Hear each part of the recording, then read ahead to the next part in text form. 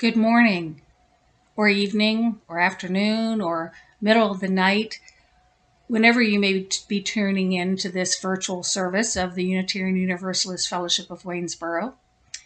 We had thought that we were finished with virtual only services, but with the local surge of COVID-19 and hospitalizations, as well as the breakthrough of infections among those vaccinated, and the increased risk to children who are not yet able to be vaccinated, it presented us with a situation where we had the difficult choice to go virtual again.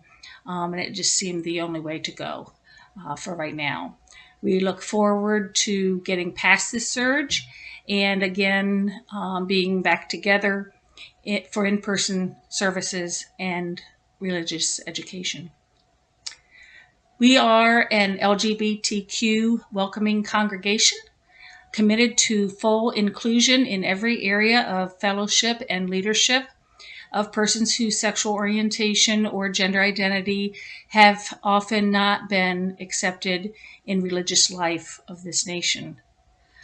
We are an eighth principle congregation committed to working to build a diverse, multicultural, beloved community by our actions that accountably dismantle racism and other oppressions in ourselves and our institutions.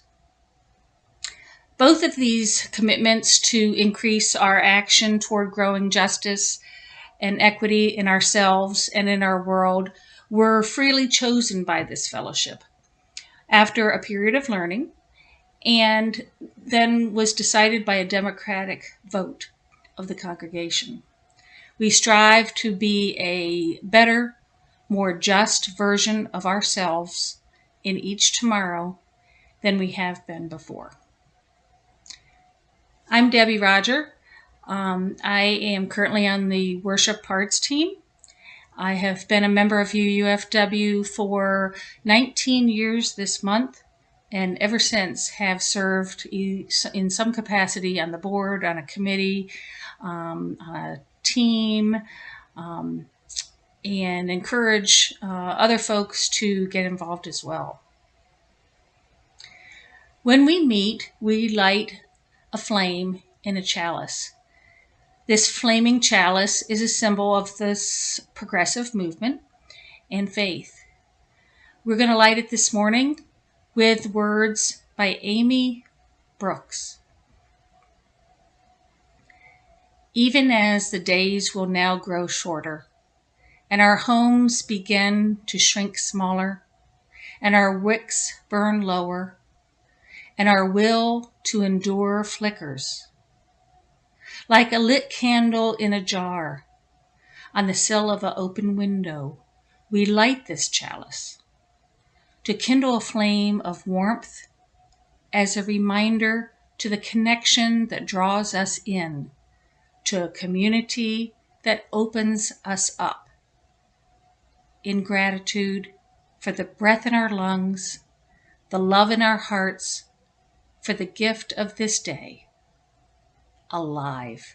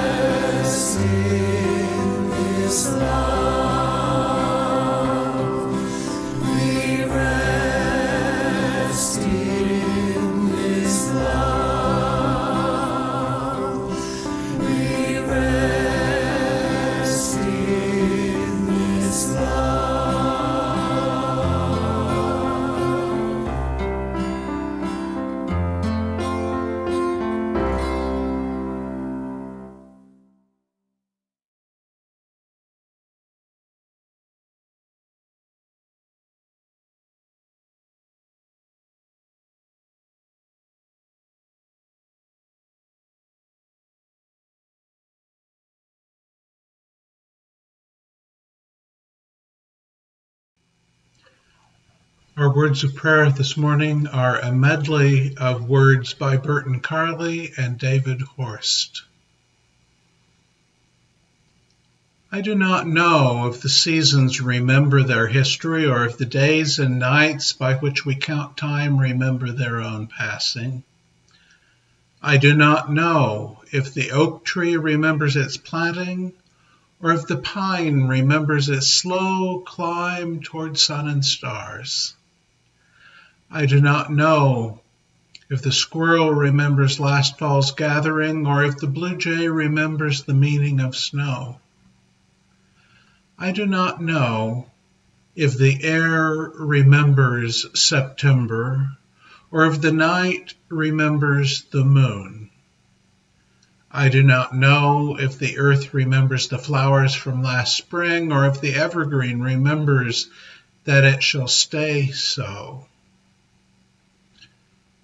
Perhaps that is the reason for our births, to be the memory for creation. Perhaps salvation is something very differently than anyone ever expected. Perhaps this will be the only question we will have to answer. What can you tell me about September?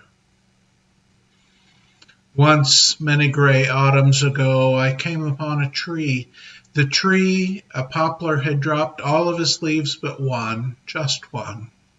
Exactly one leaf remained near the topmost part of the tree, fluttering in the breeze like a little reddish-brown flag. All of the other leaves lay about the ground or had blown away. I stopped and looked and marveled at the sight. I wondered what the odds might be that I was the one person who happened to arrive at that one tree at the one moment when but one leaf remained. What were the odds? I felt an instant kinship with the one leaf. I admired its stubbornness. I spoke quietly to it. Hang on. Never give up. Don't let go. I gazed at the last leaf for a time, though I did not stay to witness its falling.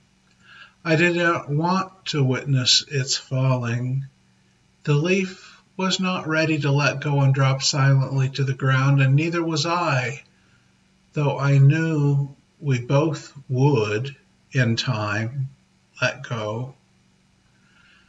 I praised the last leaf on that autumn day many years ago when I was still young. I walked on, and slowly, imperceptibly, a sense of calm came over me, a sense of acceptance, a sense of peace. The exuberance of summer is gone. Grand plans and high hopes give way to chilly reality. We loved as best we could. We reaped as much as we could. We traveled life's journey as far as we could. We count our blessings and our losses. All leaves must fall. The circle of the year comes round. Our hemisphere tilts away from the sun. Green turns to gold. Life returns to the soil. Animals retreat. The nights begin to grow long. The natural world will soon lie fallow. The season of letting go comes as it always comes. And so, very soon, sooner than we would ever think, winter will begin.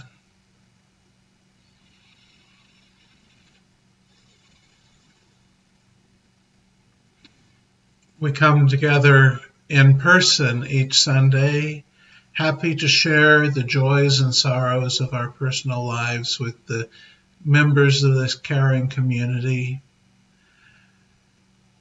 The one spoken concern, sorrow, if you will, but potential for joy is that on Friday, this past Friday, after a week in the hospital after breaking a hip, my partner Walter Lazenby was transferred to a rehabilitation facility where he is expected to need from 6 to 8 weeks of rehab.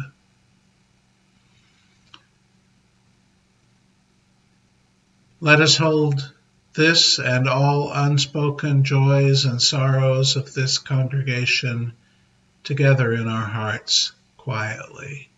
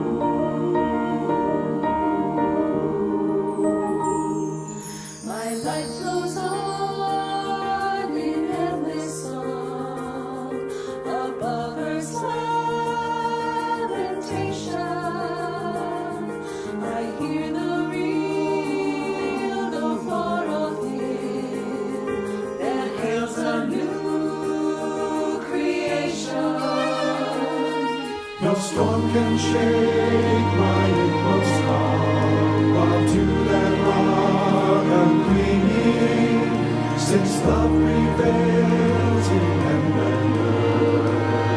How can I keep from singing?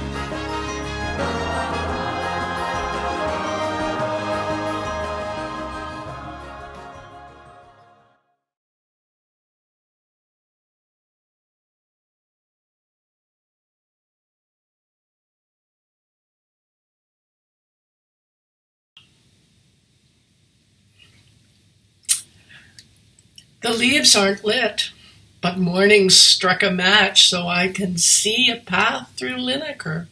Low gold that spreads across the grates of reservoirs and stokes the trees. Long after an electric summer and its short fuse sky. September, sparking on the ground so nobody can step into these woods and not be burned. A woman calling for her dog goes smoldering to moss. A cyclist becomes a Catherine wheel. I run and I feel my body catch, my face a taper, my shoulders light, and my rib cage flammable. I shed the new ash of my collarbone and spine until I'm cinder, smoke, or left with all the parts last winter made. The soft snow of my shoulder, wrist, and throat. And when I try to hold my voice, I find it's thawed. A river. All the names I ever knew afloat.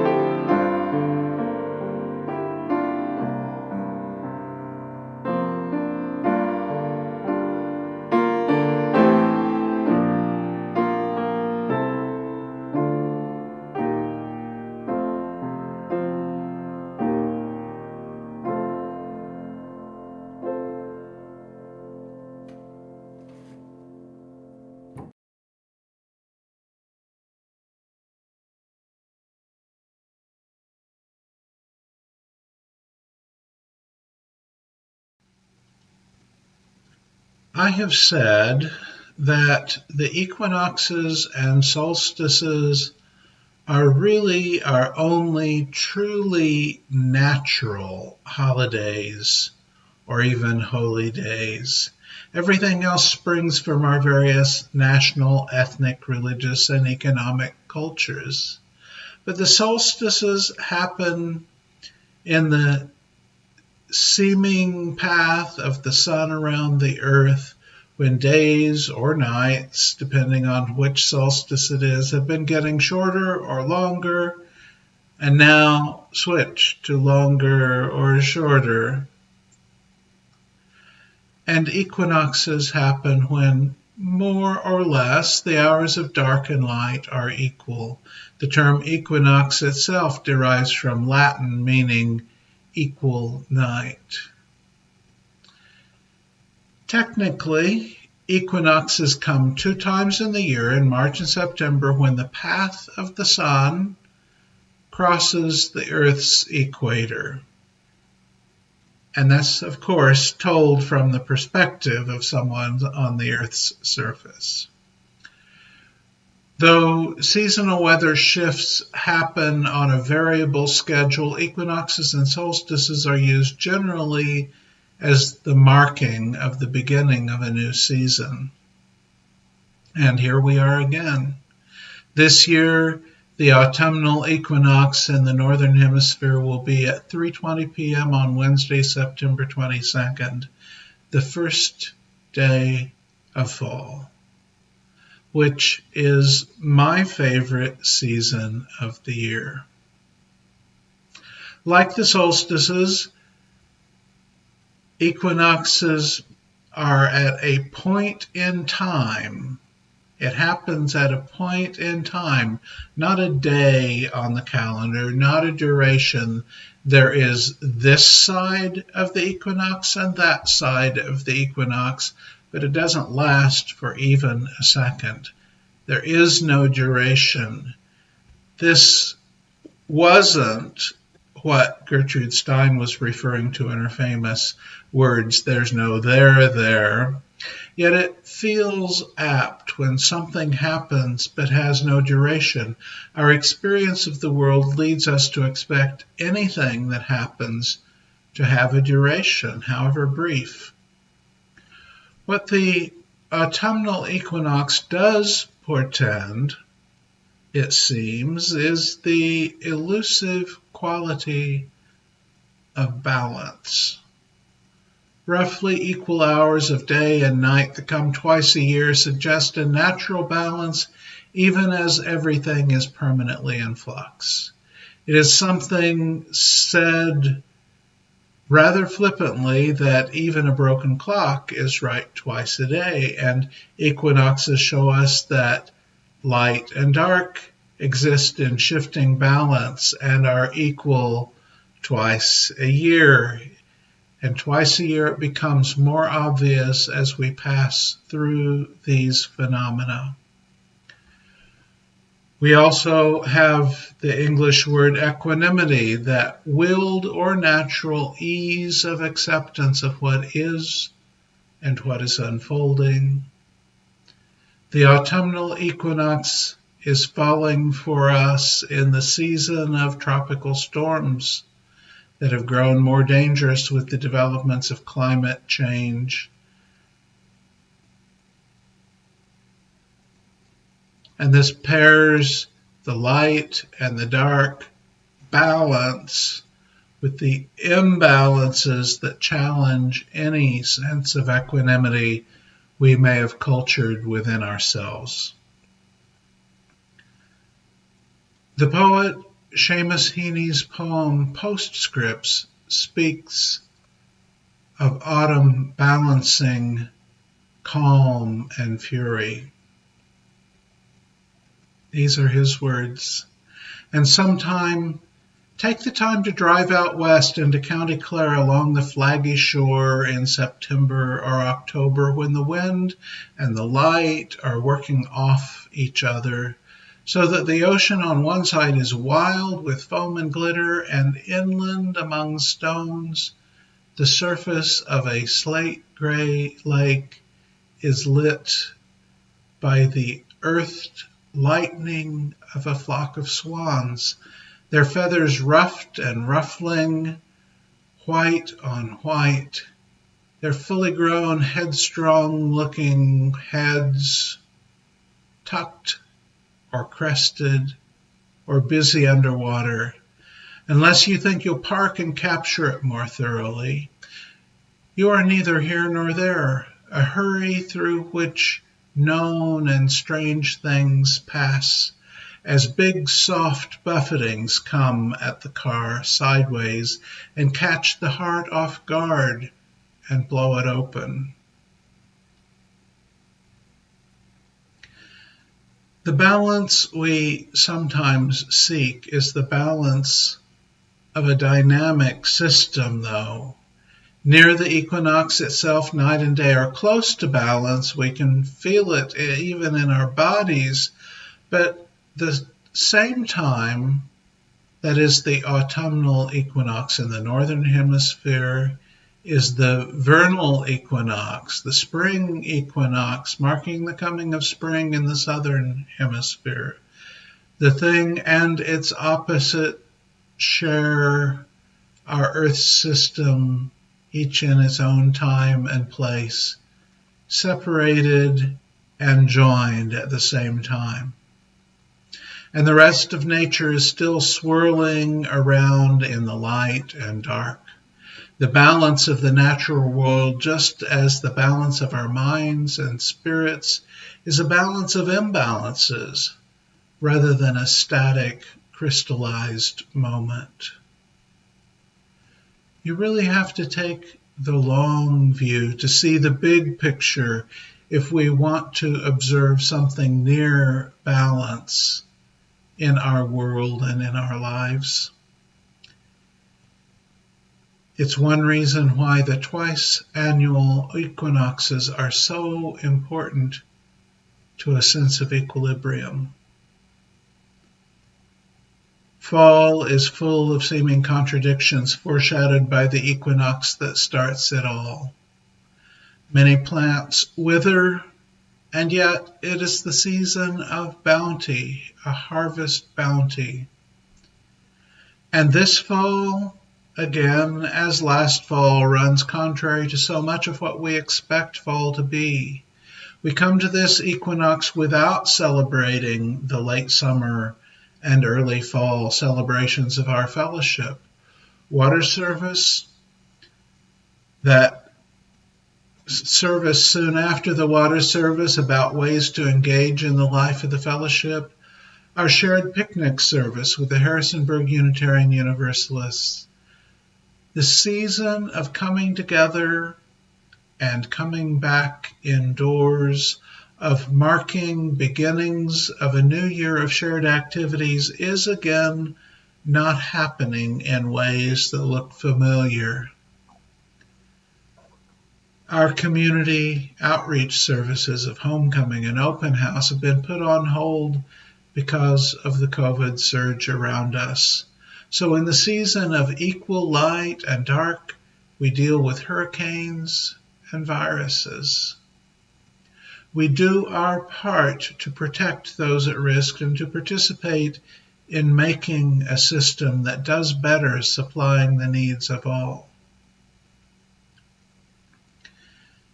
Getting through it all requires us to be awake, focused, to face the world with our eyes open and to seek a balance, to turn toward a guiding star, if you will. The equanimity we need but find in short supply during varying degrees of shutdown and protective measures indeed is imagined in the poetry of Robert Frost as turning toward a star. But not just any star. O star, the fairest one in sight, we grant your loftiness the right to some obscurity of cloud. It will not do to say of night, since dark is what brings out your light. Some mystery becomes the proud, but to be wholly taciturn in your reserve is not allowed. Say something to us we can learn by heart, and when alone, repeat. Say something. And it says, I burn. But say with what degree of heat. Talk Fahrenheit, talk centigrade, use language we can comprehend. Tell us what elements you blend. It gives us strangely little aid, but does tell something in the end. And steadfast as Keats' eremite, not even stooping from its sphere, it asks a little of us here. It asks of us a certain height. So when at times the mob is swayed to carry praise or blame too far, we may choose something like a star to stay our minds on and be stayed. Choose something like a star. Choose something like a tree near your home that you watch each year as it changes colors and then eventually drops its leaves. It asks us to emulate the rare balance of contrast that we might see. Frost's star, like the daylight and darkness of equinox, like Heaney's September or October drive to see rough seas and placid lakes, all offer us the possibility of seeing more, seeing deeper, seeing farther, of achieving a moment of equanimity in a universe of balance that is also always out of balance in some locations and in some ways. You are neither here nor there, a hurry through which known and strange things pass. Our words of benediction this day are drawn from an article from the UU World written by Ann Peake. May we make space every day to remember what the ancients knew, what has been woven into the tissue of our hearts since the evolution of humankind, that the universe is a miraculous wonder to be celebrated, and that the miracle that happens every day is no less a miracle, and that we best see it through contradictions, briefly elucidated by nature with balance and equanimity. Amen, and blessed be.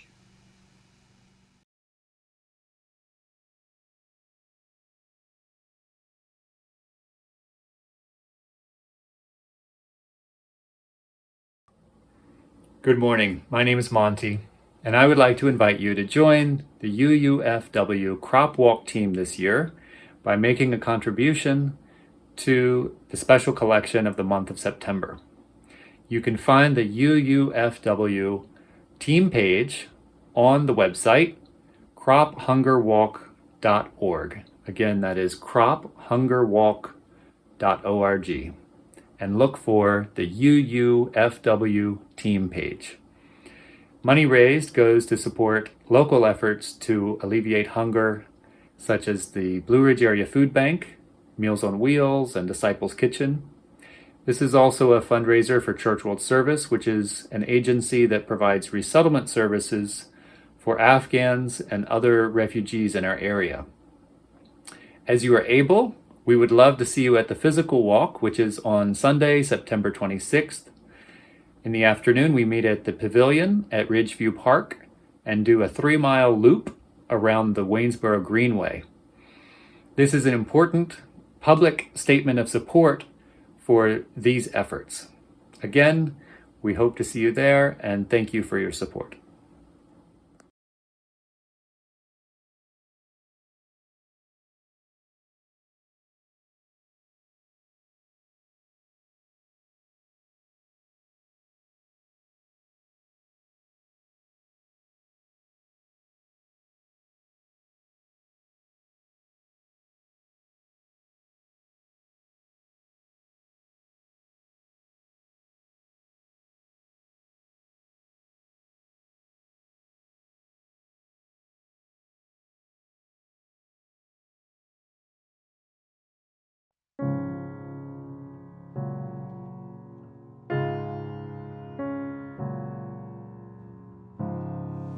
Take courage, friends.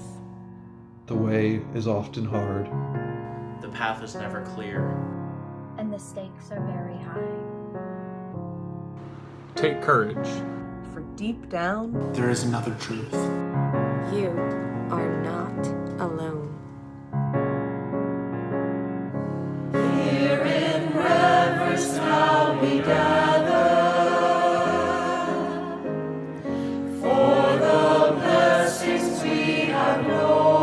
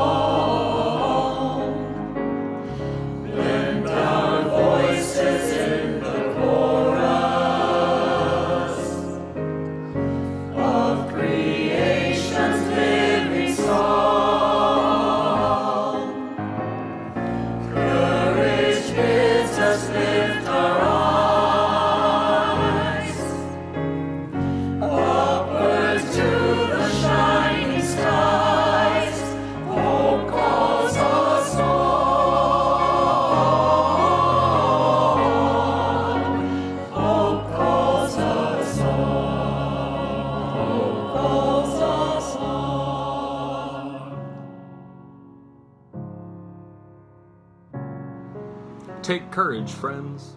Take courage, friends. Take courage, friends. You are not alone. You are not alone. You are not alone.